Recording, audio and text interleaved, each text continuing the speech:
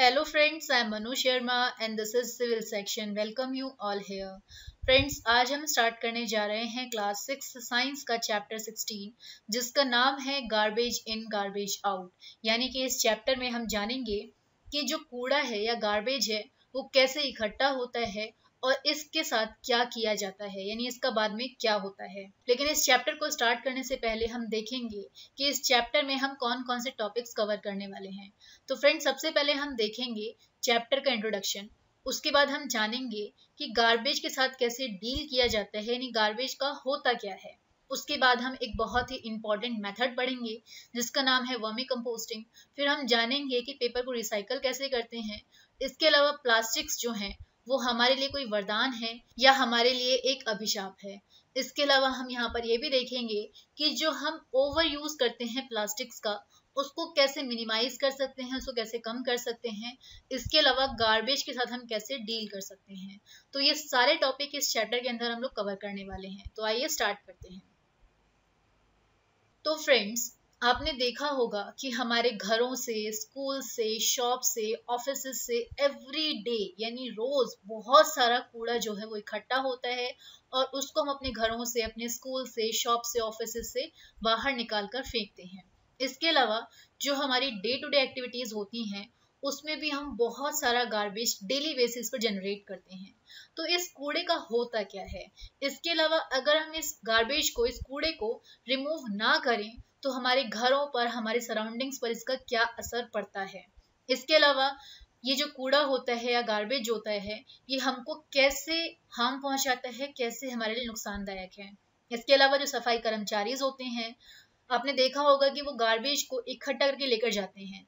तो वो इसके साथ करते क्या हैं, कहाँ इसको लेकर जाते हैं और क्या ऐसा कुछ पॉसिबल है कि हम गार्बेज को कुछ ऐसी चीज में कन्वर्ट कर दें जो हमारे लिए हार्मफुल ना हो, और कैसे हम इस चीज में अपना कंट्रीब्यूशन दे सकते हैं। तो ये सब चीजें हम इस चैप्टर में कवर करने वाले हैं। तो सबसे पहले हम देखेंगे कि किस तरीके से हम गार्बेज को डील करते हैं, यानी कि गार्बेज का एक्चुअली होता क्या है।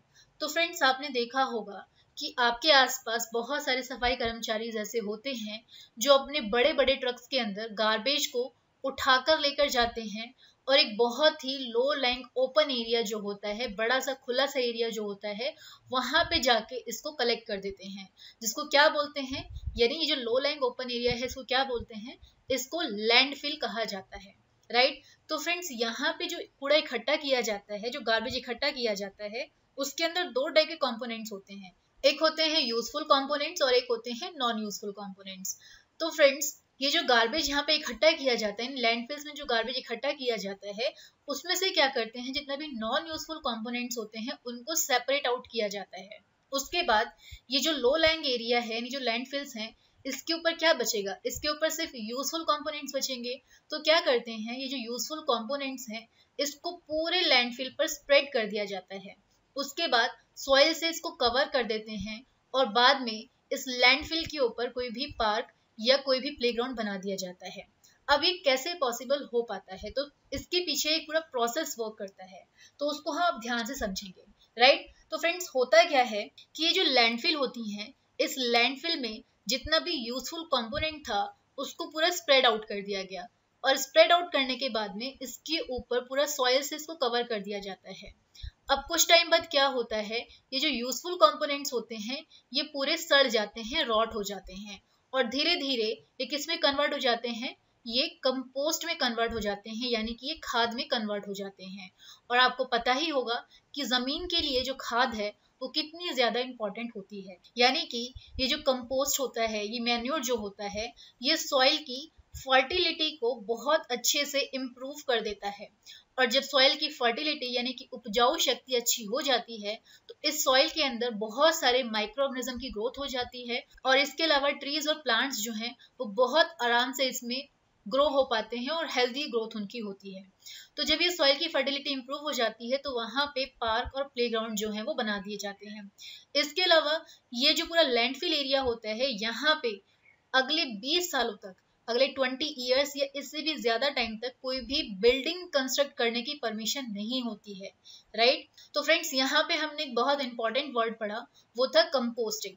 कंपोस्टिंग का मतलब क्या होता है? तो फ्रेंड्स ये एक पूरा प्रोसेस होता है। इसमें क्या होता है, जितना भी रॉटिंग मटेरियल होता है, यानी कि जो सड़ जाता है पूरा मटेरियल, उसको मैन्योर में कन्वर्ट करने का जो प्रोसेस है, उसी प्रोसेस को बोलते हैं कंपोस्टिंग, राइट। तो कंपोस्टिंग एक बहुत ही इंपॉर्टेंट मेथड है और ये एग्जाम्स में कई बार पूछा जाता है। तो जो 6th के स्टूडेंट्स हैं वो इसके ऊपर बहुत अच्छे से फोकस करेंगे, क्योंकि ये कई बार डिफाइन करने के लिए एग्जाम में आ जाता है, राइट।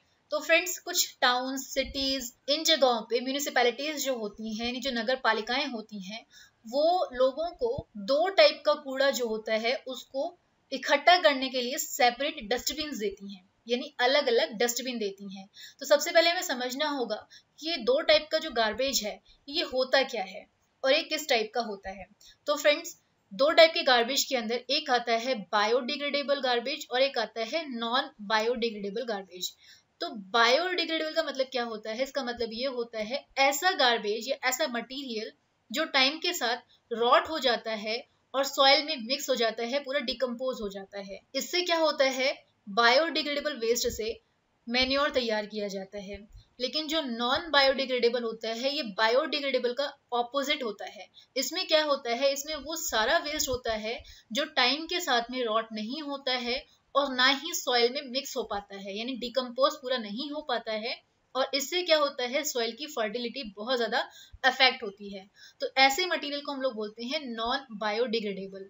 तो यहाँ पे जो म्यूनिसिपैलिटीज होती हैं, जो नगर पालिकाएं होती हैं, वो 2 टाइप के डस्टबिन आपको प्रोवाइड करती हैं और उनके डिफरेंट डिफरेंट कलर्स होते हैं। तो एक होता है ब्लू बिन और एक होता है ग्रीन बिन। तो जो ब्लू बिन होता है, इसमें कौन सा मटेरियल इकट्ठा किया जाता है? तो फ्रेंड्स, इसमें प्लास्टिक, मेटल, ग्लास, यानी कि ऐसे मटेरियल जो नॉन बायोडिग्रेडेबल होते हैं, यानी जिनको डिकम्पोज नहीं किया जा सकता, वो सारे वेस्ट प्रोडक्ट्स को हम ब्लू बिन में इकट्ठा करते हैं, राइट। और जो ग्रीन बिन होता है, इसके अंदर किचन का, प्लांट का या जो एनिमल का वेस्ट निकलता है, उस पूरे वेस्ट को ग्रीन बिन्स में इकट्ठा किया जाता है। ऐसा क्यों? क्योंकि ये जो वेस्ट होता है, ये टाइम के साथ में सॉइल के साथ मिलकर पूरा रॉट हो जाता है और सॉइल में मिक्स हो जाता है, यानी डिकम्पोज हो जाता है। और इससे क्या होता है, सॉइल की फर्टिलिटी जो है बहुत ज्यादा इम्प्रूव हो जाती है, राइट। इसीलिए उनको ग्रीन बिन्स में इकट्ठा किया जाता है। तो फ्रेंड्स, अब यहाँ पे एक और क्वेश्चन आपके दिमाग में आ रहा होगा कि ऐसा क्यों किया जाता है। तो इसके लिए हम वापस यहाँ पर आएंगे जहाँ पे हमने लैंडफिल के बारे में पढ़ा था। तो फ्रेंड्स, हमने यहाँ देखा था कि 2 टाइप का मटेरियल उसके अंदर होता है, गार्बेज के अंदर। एक होता है यूजफुल कंपोनेंट्स, एक होते हैं नॉन यूजफुल कंपोनेंट्स। तो यहाँ पे क्या करते थे कि जो नॉन यूजफुल कंपोनेंट्स, इनको सेपरेट आउट किया जाता था, राइट। तो ये जो पूरा प्रोसेस होता है, इसमें बहुत ज्यादा टाइम कंज्यूमिंग प्रोसेस है ये, क्योंकि इसमें बहुत सारा कूड़ा यहाँ पे इकट्ठा होता है। उसमें से यूजफुल नॉन यूजफुल को अलग करना बहुत डिफिकल्ट टास्क होता है। तो अगर हम घरों से ही इसकी शुरुआत कर देंगे, तो अथॉरिटीज जो हैं या जो सफाई कर्मचारी हैं, उनके लिए यहाँ पर सहूलियत हो जाएगी, उनको यूजफुल और नॉन यूजफुल कंपोनेंट्स को अलग करने में परेशानी नहीं होगी, राइट। इसीलिए हमको यहाँ पे अपना कंट्रीब्यूशन देना चाहिए। हमें अपने आसपास ब्लू बिन और ग्रीन बिन्स रखनी चाहिए, जिससे कि हम अथॉरिटीज को थोड़ा हेल्प कर सकें और इस चीज में, यानी गार्बेज को डील करने में अपना कंट्रीब्यूशन दे सकें, राइट। तो फ्रेंड्स, आई होप आपको समझ आ गया होगा कि गार्बेज के साथ क्या किया जाता है, यानी इसके साथ कैसे डील किया जाता है। अब हम देखते हैं हमारा नेक्स्ट मेथड, जो है वर्मी कंपोस्टिंग। तो फ्रेंड्स, वर्मी कंपोस्टिंग का मतलब क्या है? तो फ्रेंड्स, अभी हमने कुछ देर पहले देखा था कंपोस्टिंग का मतलब क्या होता है। कंपोस्टिंग का मतलब क्या था कि जो रॉटिंग मटेरियल है उसको मैन्योर में कन्वर्ट करने का जो प्रोसेस है, उसी को हम लोग क्या बोलते हैं, उसी को बोलते हैं कंपोस्टिंग, राइट। लेकिन जब हम इस कंपोस्टिंग के अंदर वर्म्स का इस्तेमाल करने लग जाते हैं, तो वही बन जाता है वर्मी कंपोस्टिंग। अब यहाँ पे जो कंपोस्टिंग है, इसमें हमने वर्म्स का इस्तेमाल किया, लेकिन यहाँ पे कौन से वर्म का इस्तेमाल किया? तो फ्रेंड्स, अर्थ वर्म की एक टाइप होती है जिसको रेड वर्म कहा जाता है। तो रेड वर्म जो है, इसका यूज किया जाता है कंपोस्टिंग के लिए। तो जब हम कंपोस्टिंग के लिए, यानी कंपोस्ट को प्रिपेयर करने के लिए रेड वर्म्स की हेल्प लेते हैं, उसी प्रोसेस को हम लोग बोलते हैं वर्मी कंपोस्टिंग, राइट। और ये भी एक बहुत इंपॉर्टेंट टॉपिक है, ये भी एग्जाम में पूछा जाता है, तो इसके ऊपर भी आप फोकस करेंगे, राइट। तो फ्रेंड्स, वर्मी कंपोस्टिंग का पूरा मेथड होता क्या है, यानी इसमें किस तरीके से पूरे के पूरे जो वेस्ट मटेरियल होता है उसको कैसे कंपोस्ट में कन्वर्ट किया जाता है रेड वर्म्स की हेल्प से। तो उस प्रोसेस को भी हम देखते हैं। तो फ्रेंड्स क्या होता है कि एक बड़ा सा गड्ढा खोद लिया जाता है या एक बहुत बड़ा सा पिट बना लिया जाता है। इस पूरे गड्ढे के अंदर सारा का सारा ऐसा वेस्ट मटेरियल डालते हैं जो बायोडिग्रेडेबल वेस्ट होता है, यानी ऐसा वेस्ट जो सॉइल के साथ इजीली डिकम्पोज हो जाता है। ऐसे वेस्ट को हम लोग बायोडिग्रेडेबल वेस्ट कहते हैं। तो इस पूरे गड्ढे के अंदर कौन सा वेस्ट डालते हैं? Biodegradable, right. अब ये जो बायोडिग्रेडेबल वेस्ट है इसके अंदर क्या क्या चीजें आ सकती हैं? इसमें वेजिटेबल पील्स आ सकते हैं, इसमें पेपर आ सकता है, काउ डंग आ सकता है। तो ऐसा मटेरियल, ऐसा वेस्ट जो होता है वो यहाँ पर इकट्ठा करते जाते हैं।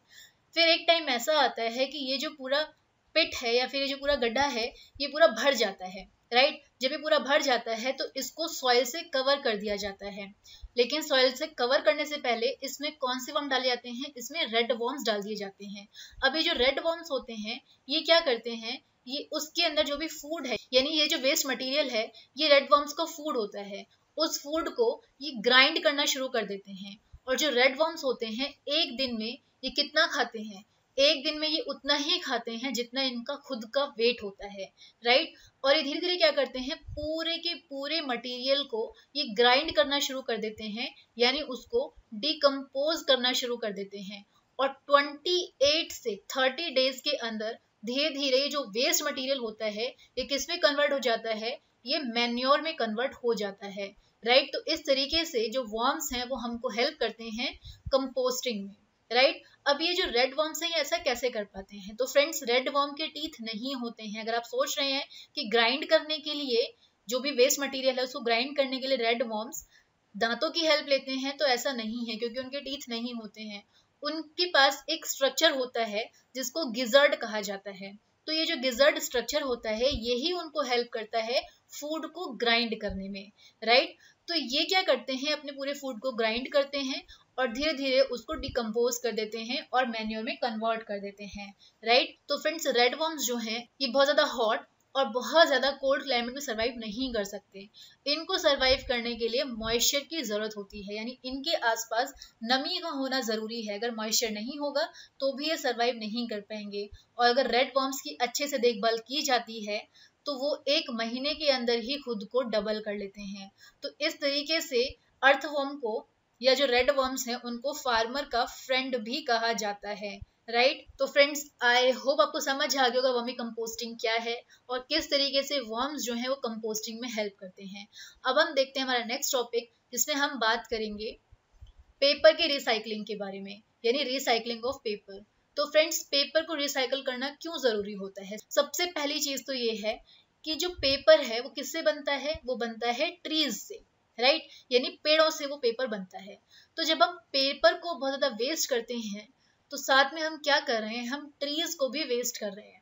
लेकिन अगर हम पेपर को सेव करेंगे इसका मतलब क्या है कि हम इनडायरेक्टली ट्रीज को भी सेव कर रहे हैं, राइट। इसीलिए जरूरी हो जाता है कि हम पेपर को सेव करें, क्योंकि जब हम पेपर को सेव करेंगे तो ट्रीज सेव होंगे और अगर ट्रीज सेव होंगे तो हमारी जो लाइफ है वो अच्छी रह पाएगी, हम सर्वाइव लंबे टाइम तक कर पाएंगे, राइट। इसके अलावा फ्रेंड्स आपके माइंड में एक क्वेश्चन और आ रहा होगा कि हम चैप्टर पढ़ रहे हैं गार्बेज इन गार्बेज आउट, लेकिन इसमें पेपर का क्या यूज है, पेपर का रोल क्या है? तो फ्रेंड्स अगर आपको पता हो तो हमारे घरों से, हमारे ऑफिस से, स्कूल से बहुत सारा जो गार्बेज निकलता है उसमें पेपर भी एज अ गार्बेज निकलता है और बहुत ज्यादा होता है। तो अगर उस पेपर को हम रीयूज कर लें, रिसाइकल कर लें, तो हम बहुत हद तक पेड़ों को कटने से बचा सकते हैं, राइट। इसीलिए भी पेपर के बारे में पढ़ना जरूरी हो जाता है कि हम कैसे पेपर को रिसाइकल करके यूज कर सकते हैं। इसके अलावा इंडिविजुअल लेवल पर भी हम कुछ कंट्रीब्यूशन दे सकते हैं, जैसे कि जो हमारी नोटबुक्स होती हैं हम बेकार में उसमें क्या करते हैं, पेपरों को फाड़ते रहते हैं या उसको वेस्ट करते रहते हैं। हमें वो नहीं करना चाहिए, यानी जितना हो सके हमें पेपर का मिनिमम यूज करना है और पूरा यूज करना है, राइट। तो इस तरीके से भी हम लोग क्या कर सकते हैं, पेपर को सेव करने में अपना इंडिविजुअल लेवल पे कंट्रीब्यूशन दे सकते हैं, राइट। इसके अलावा एक बहुत ही इंपॉर्टेंट प्रोसेस होता है वो है रिसाइकलिंग। रिसाइकलिंग का मतलब क्या है? तो फ्रेंड्स जो यूज्ड पेपर होते हैं, यानी जिस पेपर को यूज कर लिया जाता है उसको दोबारा से ब्लैंक पेपर में कन्वर्ट करने का प्रोसेस ही रिसाइकलिंग प्रोसेस है। इसमें क्या होता है, जैसे पहले पेपर तैयार किया जाता है, यानी जिस प्रोसेस से पेपर को पहले तैयार किया गया था, सेम प्रोसेस को यूज करते हुए यूज्ड पेपर को फिर से ब्लैंक पेपर में कन्वर्ट करना, उसी को हम लोग बोलते हैं रिसाइकलिंग। यानी कि जो पेपर को बनाने में साइक्लिंग का इस्तेमाल किया गया था, उसको दोबारा से रिपीट करना उसी साइकिल को, और पेपर फिर से प्रिपेयर करना, उसी को बोलते हैं रिसाइकलिंग ऑफ पेपर, राइट। तो फ्रेंड्स, आई होप आपको समझ आ गया होगा रिसाइकलिंग ऑफ पेपर क्या है। लेकिन हम यहाँ पे इसको एक एक्टिविटी के थ्रू समझ सकते हैं कि पेपर की रिसाइकलिंग होती कैसे है। तो इसके लिए आपको क्या करना होगा, इसके लिए आपको कुछ पेपर लेने होंगे और उनको स्मॉल स्मॉल पीसेस में टीयर करना पड़ेगा, फाड़ना पड़ेगा। उसके बाद वो जो पीसेस हैं, आप उनको एक बकेट में या टब में डाल दें और ऊपर से उसके ऊपर पानी भर दें, और पूरा का पूरा जो पानी से भरा हुआ टब है या बकेट जो है, उसको पूरे दिन के लिए ऐसे ही रहने दें। फिर आप देखेंगे कि वो जो पूरा पेपर आपने डाला था इसके अंदर, उसका एक थिक पेस्ट बन गया है, राइट। यानी एक मोटा सा, एक थिक सा पेस्ट तैयार हो गया है। अब इस थिक पेस्ट को आपको क्या करना है, एक फ्रेम लेना है, और ये फ्रेम कैसा होना चाहिए, ये वायर वाला फ्रेम होना चाहिए, राइट। अब आपको क्या करना है, इस थिक पेस्ट को इस वायर वाले फ्रेम के ऊपर स्प्रेड कर देना है।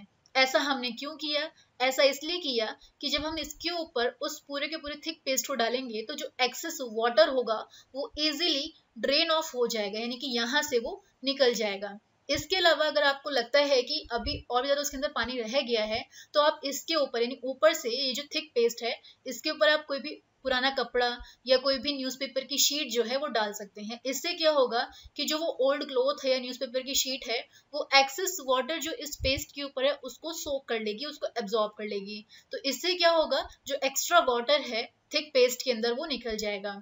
अब क्या करना है, ये जो यहाँ पे लेयर तैयार हो गई है आपकी, उस लेयर को केयरफुली आपको हटाना है और एक न्यूज़पेपर की शीट लेनी है, उसके ऊपर उसको स्प्रेड कर देना है। और फिर क्या करना है, इस न्यूज़पेपर के साथ में उस पूरी की पूरी शीट को आप सनलाइट में रख दें। जब आप इसको सनलाइट में रखेंगे तो ये कुछ टाइम बाद पूरी तरीके से ड्राई हो जाएगा, और जब ये ड्राई हो जाएगा तो आप देखेंगे कि पेपर की एक अच्छी सी लेयर यहाँ पर तैयार हो चुकी है।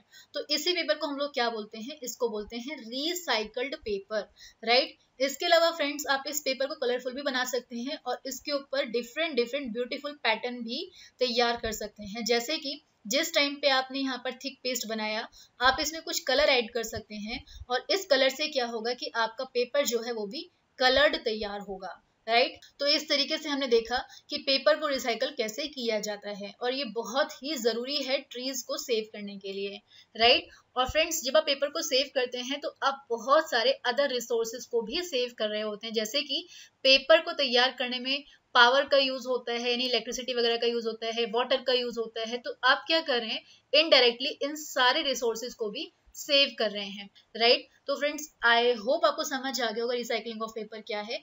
अब हम देखते हैं प्लास्टिक्स के बारे में, कि प्लास्टिक्स हमारे लिए बोन है या हमारे लिए कर्स है, यानी हमारे लिए वरदान है या हमारे लिए एक अभिशाप है। तो फ्रेंड्स, प्लास्टिक हमारी लाइफ का एक बहुत ही इंपॉर्टेंट पार्ट बन चुके हैं। कुछ प्लास्टिक्स ऐसे होते हैं जिनको हम रिसाइकल कर सकते हैं, और कुछ ऐसे होते हैं जिनको रिसाइकल नहीं कर सकते हैं, राइट। इसके अलावा हमारी जो लाइफ है उसको हम इमेजिन नहीं कर सकते, या बहुत डिफिकल्ट है इमेजिन करना प्लास्टिक के बिना। तो प्लास्टिक को यूज करना हमारी एक मजबूरी भी बन गई है, क्योंकि प्लास्टिक जो है ये थोड़ा अफोर्डेबल भी होता है, इसको इजीली कैरी भी कर सकते हैं, यानी बहुत सारे बेनिफिट हैं प्लास्टिक के, राइट। लेकिन जितने प्लास्टिक के यूज हैं उससे ज्यादा तो ये प्रॉब्लम्स क्रिएट कर देता है। वो कौन कौन सी प्रॉब्लम्स होती हैं, तो फ्रेंड्स, जब हम प्लास्टिक को बहुत ज्यादा यूज करने लगते हैं तो सबसे बड़ी प्रॉब्लम आती है उसको डिस्पोज करने की, यानी उसको खत्म कैसे किया जाए। क्योंकि प्लास्टिक जो मटेरियल है ये केमिकल से बनता है, और ये जो केमिकल होते हैं इनको डिस्पोज करना बहुत डिफिकल्ट हो जाता है। ये कभी रॉट भी नहीं होता, और ये टाइम के साथ पूरा खत्म भी नहीं हो पाता। यानी कि अगर आप इसको सॉइल में बरी कर देंगे, दबा देंगे, और लाखों साल बाद भी देखेंगे तो आपको एज इट इज ही नजर आएगा, राइट। तो इसको डिस्पोज करना बहुत डिफिकल्ट हो जाता है। इसके अलावा हम क्या करते हैं, हम प्लास्टिक में अपना खाना भी कुक करने लगे हैं। तो फ्रेंड्स, जब खाने को कुक किया जाता है इन प्लास्टिक्स के बर्तन में, तो इसके अंदर जो केमिकल होता है वो केमिकल भी तो बाहर निकलेगा और जब हमारे खाने में मिक्स होगा तो हमारा खाना जो है वो पॉइजनस हो जाएगा, और जब हम उसको खाते हैं तो हमें कैंसर जैसी बहुत सारी डेंजरस और हार्मफुल डिजीज होने की संभावनाएं बढ़ जाती हैं, राइट। क्योंकि जब प्लास्टिक को बर्न किया जाता है या उसको हीट किया जाता है तो उसमें से बहुत सारी हार्मफुल गैसेस निकलती हैं, और ये जो हार्मफुल गैसेस हैं या जो केमिकल हैं ये हमारी हेल्थ के लिए बहुत ज़्यादा नुकसानदायक होते हैं, बहुत सारी हेल्थ प्रॉब्लम क्रिएट ये कर देते हैं। इसलिए ज़रूरी है कि प्लास्टिक को हम कम से कम इस्तेमाल करें। इसके अलावा गवर्नमेंट भी टाइम टाइम बहुत सारी गाइडलाइंस प्रोवाइड करती रहती है कि जो प्लास्टिक्स हैं उनको किस तरीके से यूज़ किया जाए और कैसे उसको रिसाइकल करके यूज़ किया जा सकता है, राइट। इसके अलावा आपने देखा होगा कि जो लोग होते हैं वो क्या करते हैं, प्लास्टिक बैग्स को इधर उधर फेंक देते हैं, यानी सड़कों के ऊपर, कहीं पर भी, नालियों में, कहीं पर भी वो फेंक देते हैं उनको। तो ये जो प्लास्टिक बैग्स होते हैं कई बार इनको जानवर खा लेते हैं, यानी जो स्ट्रे एनिमल्स होते हैं वो इनको खा लेते हैं। तो क्या होता है, उनकी ये डाइजेस्टिव सिस्टम के अंदर फंस जाते हैं, और जब उनके डाइजेस्टिव सिस्टम में ये फंस जाते हैं प्लास्टिक बैग्स तो अल्टीमेटली क्या होता है, उनकी डेथ हो जाती है। तो ये उनके लिए बहुत ज़्यादा हार्मफुल है। इसके अलावा जब आप इसको ऐसे फेंकते हैं तो ये हमारे सराउंडिंग के लिए भी अच्छा नहीं होता, क्योंकि हमारा जो सराउंडिंग है उसकी साफ सफाई को भी इससे नुकसान पहुंचता है। और अगर ये ड्रेन्स जो हमारे होते हैं, सीवर्स जो होते हैं, उसमें अगर ये फंस जाते हैं, क्लॉट हो जाते हैं, तो इससे पानी जो है इसके अंदर पूरा ओवरफ्लो होने लगता है और उसमें बहुत ज़्यादा गंदी स्मेल आनी स्टार्ट हो जाती है। तो इस तरीके से हमारे एनवायरनमेंट को, हमारे सराउंडिंग्स को भी बहुत ज़्यादा नुकसान पहुंचाता है प्लास्टिक, राइट। तो इसीलिए ज़रूरी है कि हम प्लास्टिक का कम से कम इस्तेमाल करें, क्योंकि जितने इसके बेनिफिट्स हैं उससे ज़्यादा इसके नुकसान हैं, राइट। तो हम क्या कर सकते हैं प्लास्टिक का ओवर यूज कम करने के लिए? तो फ्रेंड्स, हम इंडिविजुअल लेवल पे बहुत सारे एफर्ट्स डाल सकते हैं, जैसे कि हम प्लास्टिक बैग्स ना कैरी करें या प्लास्टिक बैग्स को बहुत कम कैरी करें। इनकी जगह पर हम अपना खुद का कोई जूट का बैग या पेपर का जो बैग होते हैं या फिर जो कपड़े से बने हुए बैग्स होते हैं उनको कैरी करें। इससे क्या होगा कि हम प्लास्टिक बैग्स का यूज जो है उसको मिनिमम भी कर सकते हैं और उसको खत्म भी कर सकते हैं। इसके अलावा आप शॉपकीपर को इंसिस्ट कर सकते हैं कि वो आपको पेपर बैग ही दे, या फिर खुद का कोई जूट बैग लेके जाइए या क्लॉथ बैग लेके जाइए।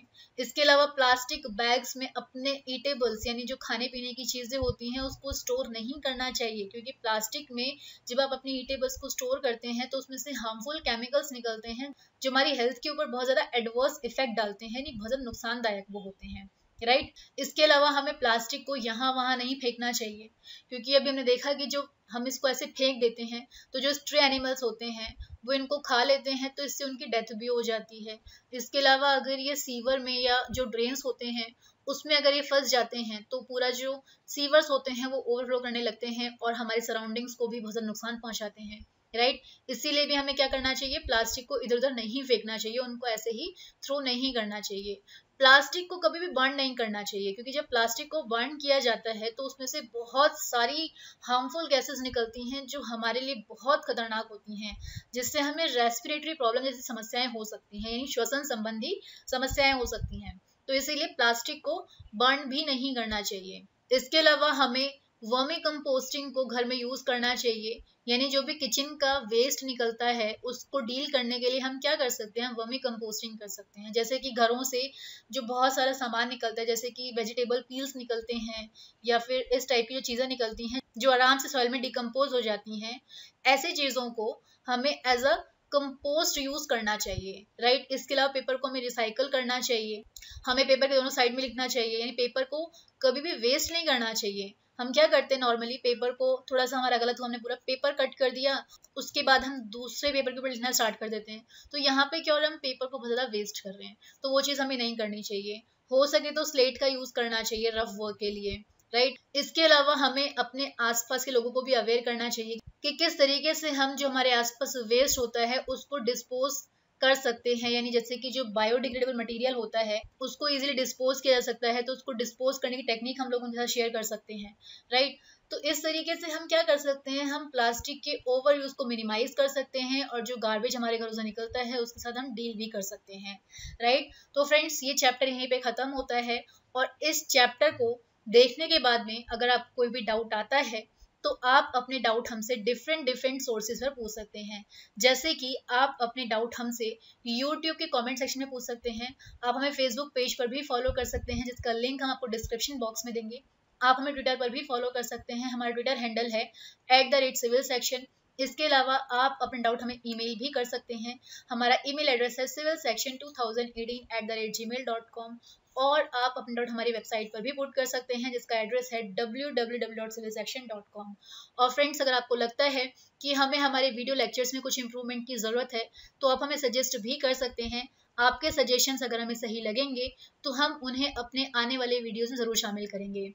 और इसके अलावा फ्रेंड्स, ये जो 6 क्लास की सीरीज़ है ये भी यहीं पे ख़त्म होती है साइंस की। अब हम मिलेंगे हमारे नेक्स्ट सीरीज़ में, जो कि 7th क्लास की साइंस होगी। तब तक के लिए bye bye and thank you.